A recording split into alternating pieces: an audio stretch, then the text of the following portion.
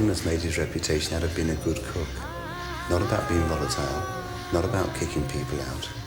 That is the media looking for another story.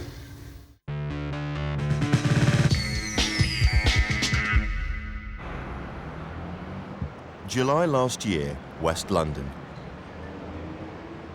L'Aubergine Restaurant, bonjour. Madame, l'Aubergine has been closed, madame, since 3 days ago. I'm sorry, yeah, the chef has resigned and the staff walk out with him, yeah? Ramsay's growing disillusion with the way the Aubergine is run by its owners, A to Z Restaurants, has erupted into anger over the sacking of one of his chefs. He's decided to go it alone and open his own restaurant. Nearly all the staff are going with him. Two chefs. I mean, what do you think the future is for Aubergine and for Aubergine and we'll get to you. I mean, I don't really know. That's not really my problem. I'm sure whatever they decide to do, there'll be a huge success. I'm very sorry, but I cannot do anything on Friday, the 31st of July for lunch. The gunfight at the A to Z Corral captures media attention and gives Ramsay a rich opportunity to hype his new venture. To be said for no such thing as bad publicity, especially when you're opening a new restaurant. You are probably one of the prime examples of celebrity chef when you become more celebrated or notorious in the past few days. I'm not a celebrity. I mean, that's Brian Turner and Gary Rhodes. They're celebrity chefs. I mean, yeah, let's get it right now. I'm a cook, and I enjoy cooking, and I'm not interested in signing a multi-million-pound deal that I can conduct a kitchen from an office. I want to continue cooking. I want my own individuality, and I would like to have a setup where I'm no longer a 33% shareholder. I want to be 100% individually owned. People seem to go out to restaurants, particularly in London, more to be seen than necessarily for the food. That's quite sad. Yeah. Does that frustrate you? Especially Aubergine is such a place to be. Yeah, but we have you go through Heathrow and you carry your bags, and we have this scanner system where you put your bags on and you go through and you've got any metal keys. We have the same sort of setup at the Aubergine where we detect silicone. As you walk through the door, the beep goes off and they get kicked out. They get taken down to the kitchen first, shown to the boys, and then out. Especially when Scary Spice came in. Oh no, we don't know. No, go on.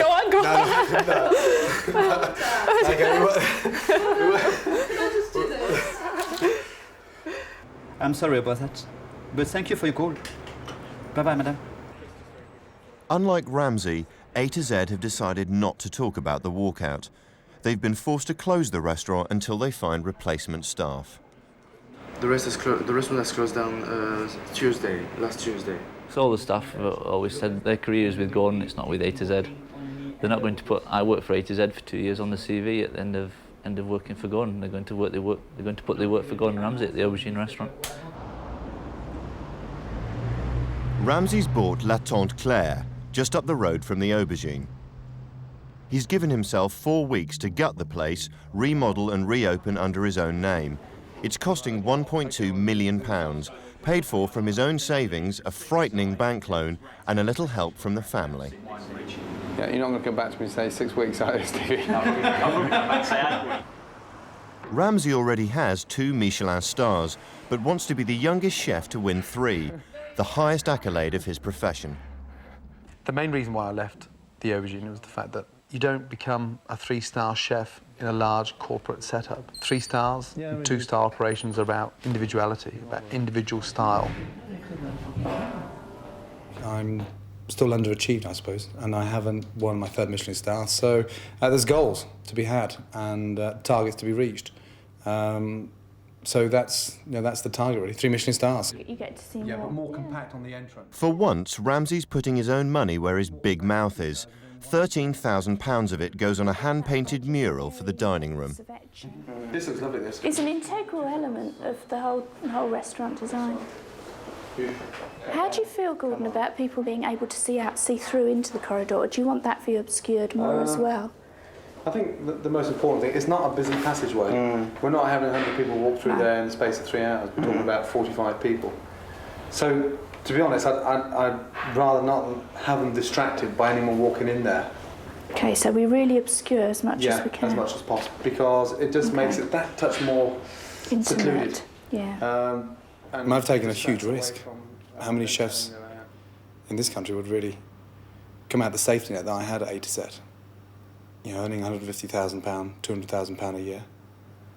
And gone at it alone, I suppose. Well, I mean, I'm a shareholder of A to Z restaurants still. A week to go before the opening, and the media are tripping over themselves. But not all the publicity is good. A TV documentary investigating bad bosses has secretly filmed Ramsay verbally abusing his staff. An unidentified camera crew has made Gordon jittery. So I'm actually being haunted at the moment by fucking Granada television for Bosses from Hell. And the programme comes out on Tuesday night, and if they're from there, then I'm going to go. Yeah, but I'm just going to find out where they're from first. Nothing to do with Granada. No? I'm actually tied up in an interview right now, so right. I'm not really available for an interview, to be honest, no. Not even for a couple of minutes? No. I mean, I knew nothing about it, so I don't really want to... No, well, we didn't know you'd be here. Sure. So therefore you weren't expecting to talk to me, so you don't need me on there? It was just a bonus, if you would. Fine, OK, right. but I'm very wary. I mean, a TV crew just turns up and they start filming the front. And they're here because they want to do it for German television. They're both English, and she's got hairy armpits, and I don't believe her. Full stop. As the crew leave, Ramsay's not sure who they were. In fact, they were nothing to do with the Granada investigation. But yeah, you have to walk around with all eyes open, even the one on your arse. The morning of the opening, the fates are not smiling. ITV has chosen tonight of all nights to broadcast the documentary about brutal bosses. On his way to work, Gordon takes it personally. Got this bloody programme. So, you know, there's quite a lot of things on my mind, and customers are paying tonight, so there's no fuck-ups now. It's real. It's a real McCoy, and it's got to be right. Thank you. I think what I'd like to do is just stay calm, remain in the kitchen, and deal with the shit when it hits the fan tomorrow morning, if it does.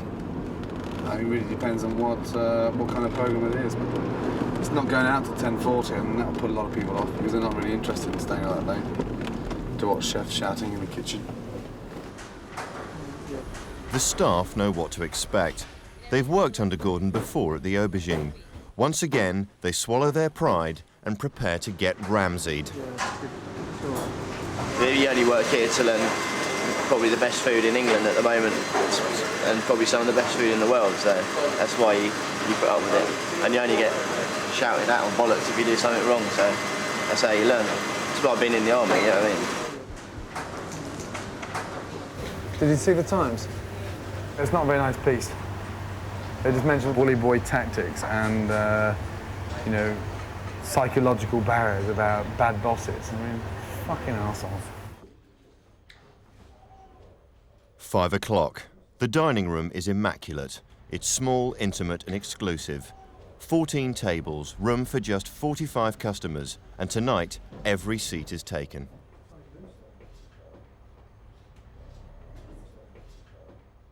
Marcus Waring has worked as one of Gordon's head chefs for the past 5 years. So this is probably the biggest day of his life because this is him, independent, 100% on his own. And there's only one man that can make a mess of it now, and that's Gordon, and he knows that. Less than an hour to go. Nothing must mar the perfection of the opening night. Any incongruity must be stamped on and eliminated. Hey, you, come here. Why has he got a blue plaster on in the fucking service? Why has he got a blue plaster on in the fucking dining room? Hello? Well, go and buy something from Europa, now. Yes. A blue fucking plaster and a 2 Michelin Star establishment. On Earth, not you. You, you. You better, look at his finger. Look. Smart, immaculate, and a fucking blue plaster. Shit! Go fuck off and buy some white plasters. Go on, Christophe.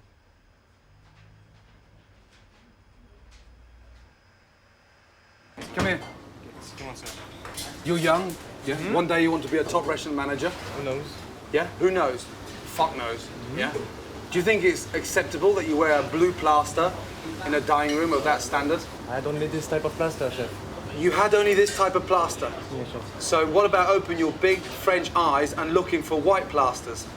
in a hurry, chef. You were in a hurry? Yes, chef. Fuck off, will you? Stop bullshitting me.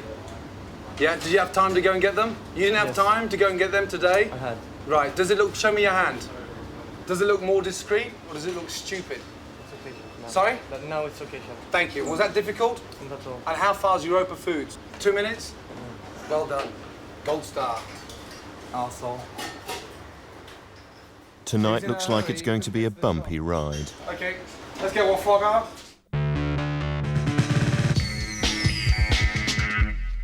£7 and Ramsay's first customers arrive.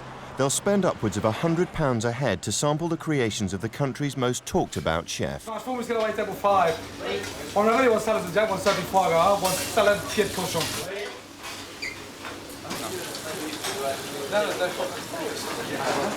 Do you know where the fuse box is, Marcus? Do you know where the fuse box is? Open up the windows, maximum. Try to get some good advice.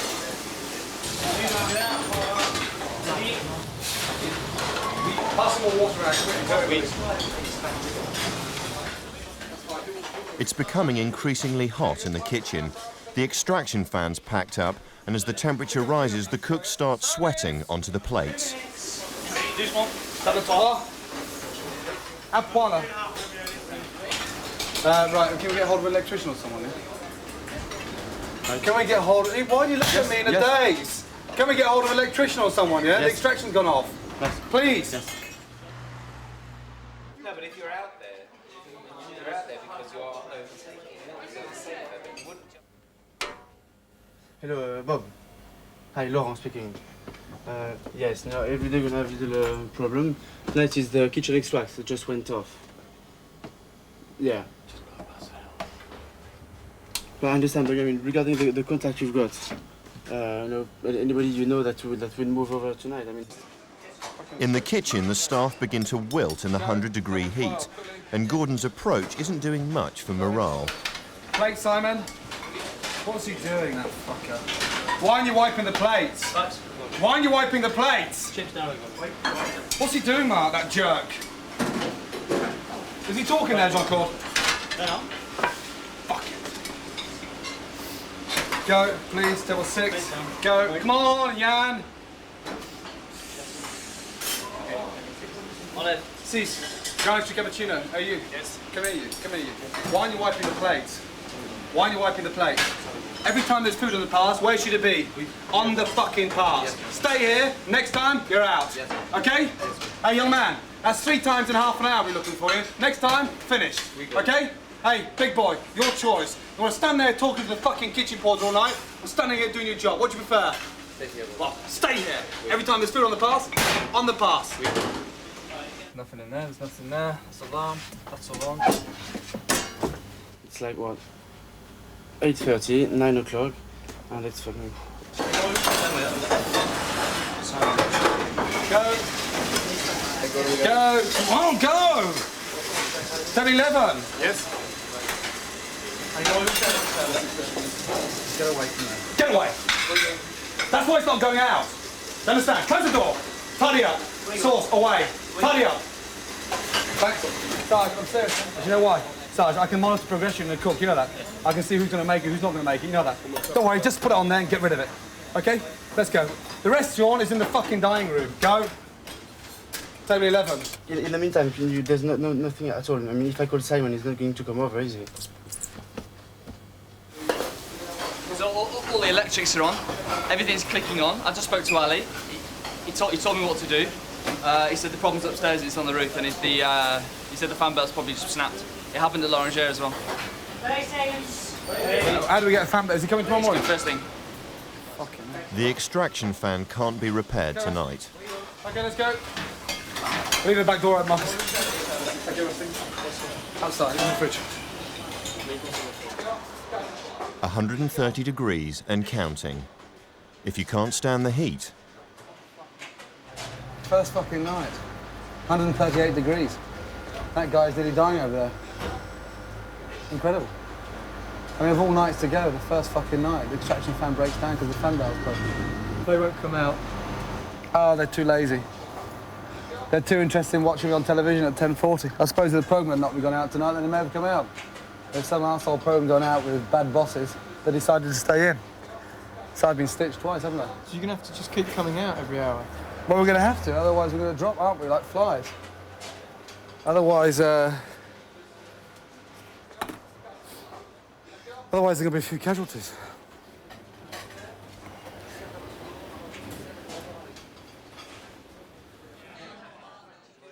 Crisis number 2. Not all the customers have ordered yet, but the kitchen's run out of salad. Sarge, the junior sous chef, is next in the firing line.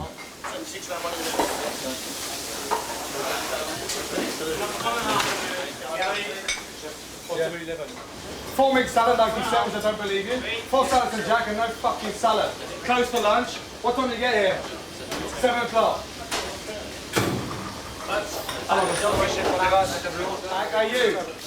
Yeah, as a 25-year-old junior sous chef, yeah? There's no fucking salad in the place. I hope you're happy. The big boy, just calm down and stop worrying about your flash jackets at 50 quid. Concentrate on keeping your fucking job. Look at it. Happy, yeah? Next time you're out, Sarge, I don't give a fuck. Do you understand? Go, you. Devil one. Go. There you go. Just apologise about the salad, yeah? Because the fridges have gone down, the salad's not fresh, okay? Did you hear that? He's got to go bullshit now. He's got to tell bullshit to the customers. Yeah? Hey, young man, look at him. He's got to go out now and bullshit. So how old are you? How? 25. You reckon you're the same as I was at 25? You're fucking 10 miles away, big boy, huh? No fucking way. I call out the order. You haven't got the bollocks to tell me the salad's on. Next time you're out, now I'm getting fucking serious. And that's not because of fucking TV in here. Fuck the TV. First, a hot kitchen, now a hot dining room. The waiters don't know how to control the air conditioning. Ramsay had asked one of them to check the controls some weeks before. Why did I send you down here to check on the air conditioning before the restaurant closed? The air conditioning. Why did we send you down? So we're not in the fucking shit now, you fat bastard. Yeah. Or did you think it was just come down to have a fucking cup of coffee? For showing how fat you were. So what's the point of you coming down? What was the point of you coming down here to check everything out? It's your brains in your fucking ass. He spent 3 hours here, locating all the buttons, checking out the air conditioning. He doesn't know where the fucking panel is. Maitre d', he's a fucking commie. He's a commie. What are we going to do now then, fatso? Any ideas? Do you not think it's your job to be responsible? Or you think you just got to think about your fucking cheese board all day long? £500 a week to think about a fucking cheese board. 11 o'clock, and astonishingly nobody has been sacked yet. This oversight is hurriedly rectified. Standing in front of the fucking glass, drinking fucking water. In front of all the customers. Fuck off! Bang. The assistant wine waiter standing in front of the window, drinking from a bottle, standing there guzzling it down. And so I looked at the side of him, and he's standing doing that in front of the table 6. There's 4 customers on there. And they got a clear view right through to the kitchen, watching him drink out of a bottle of Badois, straight from the mouth. So I grabbed him, threw the bottle in the bin, and sacked him. I just drink water, and 1 or 2 tables, the customers see me. After this investment, my first night, £1.2 million to stand there and watch a fucking idiot swig from a bottle and then walk back into the dining room and serve that table and be standing staring at him. And I'm not going to go and ask the customers, did they see him? No chance. He's out. Finished. He started crying downstairs and he said, you're the best chef I've ever worked. I don't give a shit about what he thinks. He's out. Sometimes crazy puts, you know, this one, but really, really good chef. I'm not accepting for no one. Was Gordon right to sack you? 50-50. 50-50.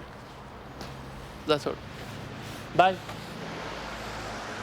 Christophe hasn't survived the first night, but despite the setbacks, the restaurant has. Tomorrow, the extraction fan will be fixed and plasters colour coordinated, but the owner's not happy. I could have opened for lunch and taken £2,000. But no, to make it easier, I closed for fucking lunch to make our life a bit more easier to get in the flow tonight. No, it's not right. It's not right. I mean, in terms of like bad services that you've had, is this a particularly bad one? Well, it's my fucking first, isn't it? Here, in my own establishment. Luckily, the dining room remained reasonably cool. There have been no complaints from the customers, and the restaurant is fully booked for the month ahead. 1 o'clock in the morning back home. Ramsay's wife Tana has taped Britain's Most Unbearable Bosses, broadcast to more than 3 million people earlier in the evening on ITV.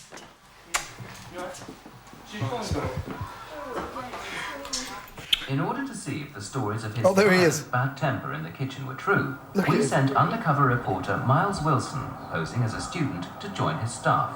He was also wearing a hidden camera. When I'm in the shit and I got f***s like you staring at me, it makes it even f***ing worse. Sorry. Do you understand? Yes, cool. If you're going to get to my f***ing level, hey, and you got coming in that's f***ing about to go to university, yes, hey, to get his ass carried, staring at you when you're in the shit, have a bit of f***ing integrity. Yes, cool. Off in the corner. Yes, cool.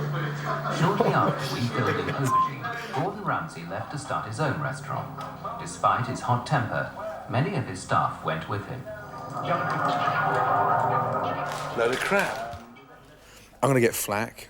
There's going to be 2 or 3 individuals that will, jump on the bandwagon, have their 5-minute glory tomorrow in the newspaper. But I'll take it on the chin. The swearing, fine. I don't think Mum's going to be very proud.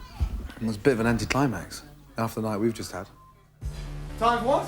Next week, it's not one of Ramsay's staff that gets kicked out, but one of the nation's restaurant critics, and his celebrity guest, Joan Collins. I maybe never have been the first ever British chef to get 3 Michelin stars, but I'm going to be the second, but I'll always be the first one that ever kicked out Eddie Gill. The smallest a la carte. We've got no prestige ravioli. I've asked you for the smallest a la carte. I've said it 4 times. Do you want it fucking fact?